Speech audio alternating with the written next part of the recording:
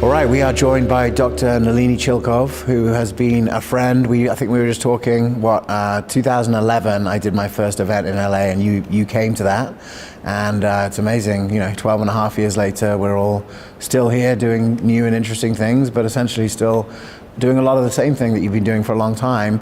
You obviously had a moment at this conference to bring your message of health-focused oncology, to this group.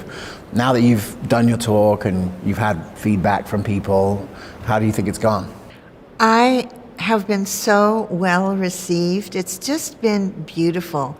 And it feels like the marriage of the research, clinical-based, with a real humanized, heart-centered kind of practice. And it was just so beautifully received. It's been quite an honor, actually.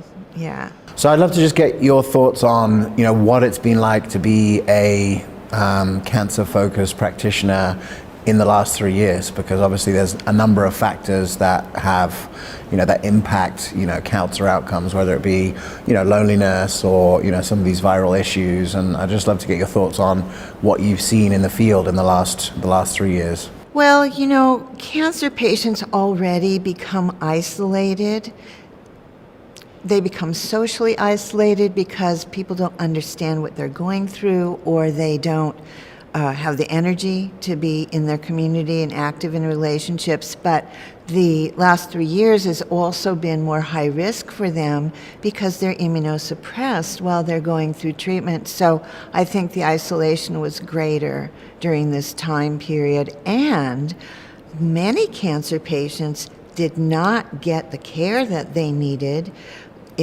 Operations, surgeries were delayed, chemotherapy was delayed, the ability to interact with their conventional oncology team was crippled, but the care that I rendered, that went forward, so there wasn't a gap there. So they still had a chance to have support for their decision-making and support with a health model going forward in their treatment. I imagine that if oncology is sort of slow to adapt to these, fundamental truths of how to create health, I'm sure oncology was also slow to adapt to things like telemedicine and things that could have kept them going in the pandemic. Am I right on that? Well, I practice in California, and really telemedicine was right there for my patients. And I have patients all over the country, and my experience, if you have a top doc, they figure out how to take care of you, even with the handicaps and limitations. So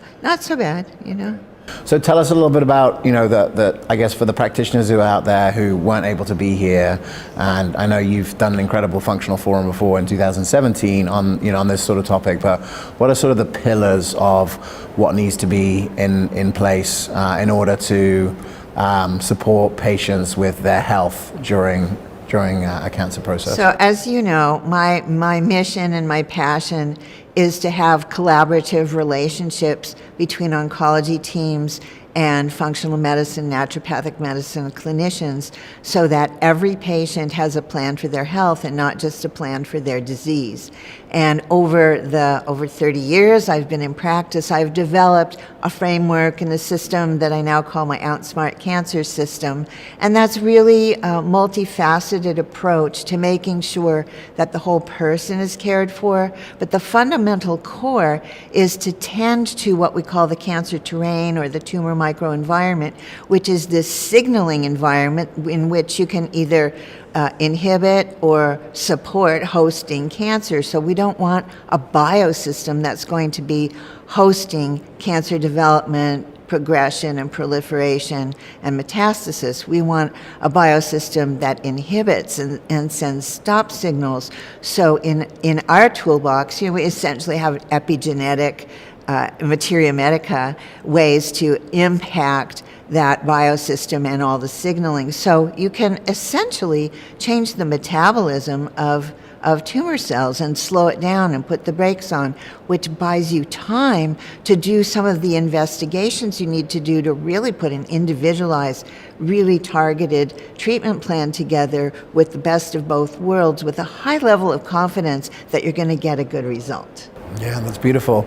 I'm interested in sort of what that looks like practically, and how do you create something that's comprehensive without making it being overwhelming for someone who's already probably in their head and thinking a lot about how they got here and why this means to me? Well, I would say that my protocols are pretty overwhelming to a lot of patients because I don't want to mess around. I want to take action as soon as possible.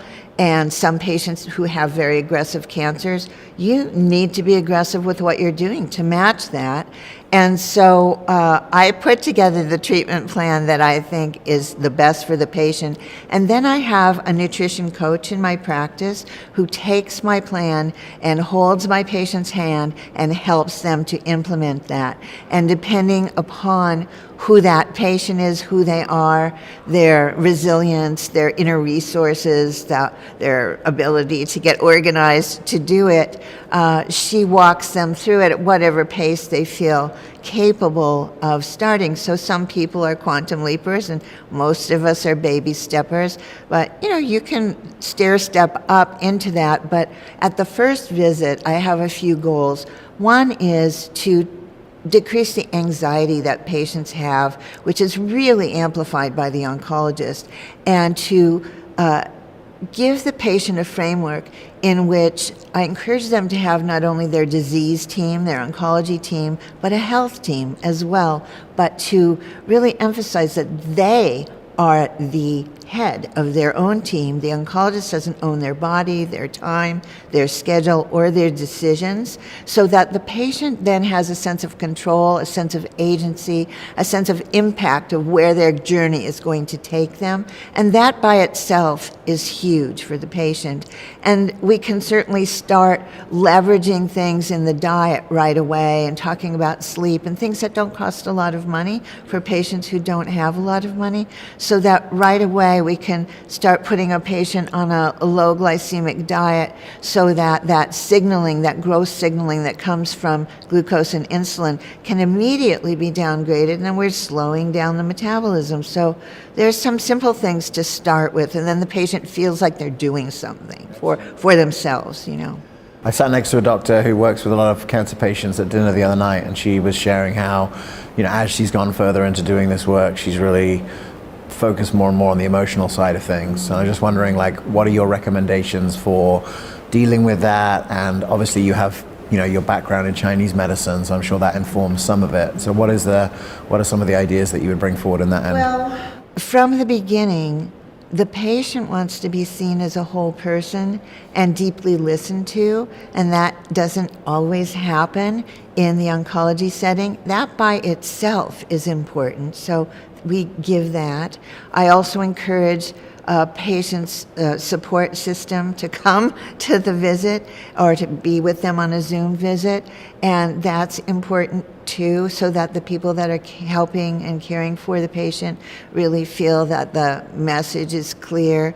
And patients retain about 10% of what the doctor says to them.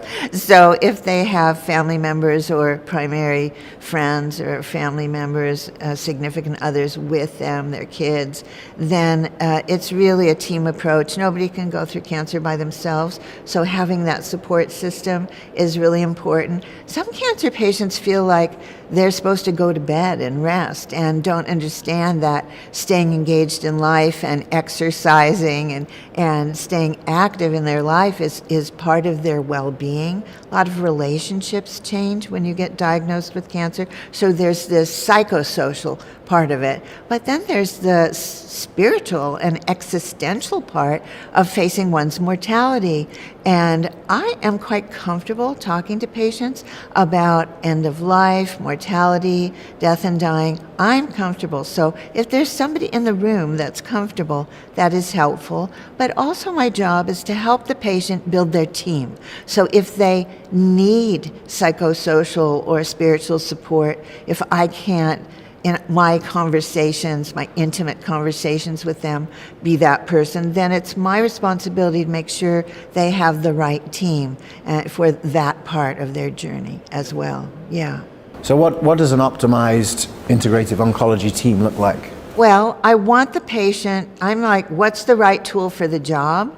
And whatever universe that comes from. So for some patients, that might be surgery or chemotherapy or immunotherapy. Natural therapies don't have a powerful cytotoxic tumor burden reducing effect. And so sometimes if there's a lot of tumor burden or very aggressive cancer, we need those big guns. We need those therapies. So I want the plan always to be highly individualized. And standard of care oncology is not. So I may argue to the oncologist for more specialized tumor analysis to make sure that we have the right treatment for them. I also want it to be in the right timing for the patient. So the oncologist will often hurry them up, but cancer is not an emergency, it's not urgent care, it's a chronic syndrome. So I want the patient to be ready psychologically and energetically and just have their life organized to be able to do something hard and have a good outcome. So all those pieces, there has to be food therapies and dietary therapies in place for the unique nutritional needs of patients, make sure they don't lose muscle mass and lose weight and are able to digest their food. That has to be in place. I use a lot of nutraceuticals and botanicals with the intent to inhibit the metabolic aggression of the cancer, with the intent to turn on cancer suppressor genes and turn off cancer promoter genes, which we can do with plant medicine and food, and to just basic things. A lot of patients need help with sleep, healthy sleep cycles, and understanding, they should keep exercising. Patients who have had surgery, often their bodies are deformed and they've lost a body part. A lot of patients feel very self-conscious about that. Intimate and sexual relationships change for patients, and so there's a lot of things to talk about. So listening to the patient is very important to see what's most important to them and to speak to that. And then as I get to know the patient, as I read their pathology reports, do more labs on them, we keep fine-tuning it so it becomes more and more individualized. So if you have a patient who's a diabetic and a cancer patient, you have a patient who's an autoimmune patient and a cancer patient, you have a patient with a history of depression and they have cancer, the needs are different. And so you have to put that in the treatment plan. And so that's the beauty of doing individualized care.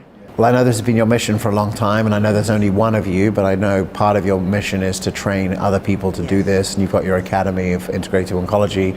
Now that you've been doing that a number of years, and actually a lot of people from our community, took that course, Yes. How do you feel about the plan of educating others to sort of do the work that you've done, and who have you found to be the most receptive to that? Well, I have quite a range of clinicians that come into my Foundations of Integrative Oncology training course where I teach my OutSmart Cancer System. And I have nutritionists, I have acupuncturists, I have naturopaths, I have radiologists and medical oncologists, I have functional medicine docs that have primary care practice, and my course is very pragmatic, and so it's easy for the clinician to begin to implement, and then we do a live office hours call where the docs can present their cases and ask clinical questions, and that's really how I learned. I had a mentor, and that, when you're struggling to figure out what the right treatment plan is for your patient. And the feedback has been wonderful. The course has been up almost 5 years now. And, it's a long learning curve, really. But what's very interesting is most of the docs that come into my course have been in practice for 15 or 20 years. And so these are clinicians that feel the limits of their training, the skills they don't have, the knowledge base they don't have. And if you never specialized in oncology, you really don't have enough ground and depth and breadth to understand. How do you take a history of somebody who's received cancer treatment differently than you take a history of somebody who's coming in with fatigue from thyroid versus fatigue from cancer treatment? And so I put an emphasis on building that skill as well. But, clinicians who have functional medicine, integrative medicine, naturopathic medicine practices have a framework for this. They just need that knowledge and skill base to be added, and these are the most dedicated clinicians, so it's a pretty highly engaged group, and it's very rewarding. Well, thank you for your continued work and leadership. I know it's been a big moment to come here and lead in this conversation, and I wish you all the luck, and we're here in your corner, and see some exciting things in the future for taking this forward to more people, so thank you. Thank you for your ongoing support and friendship, Jen.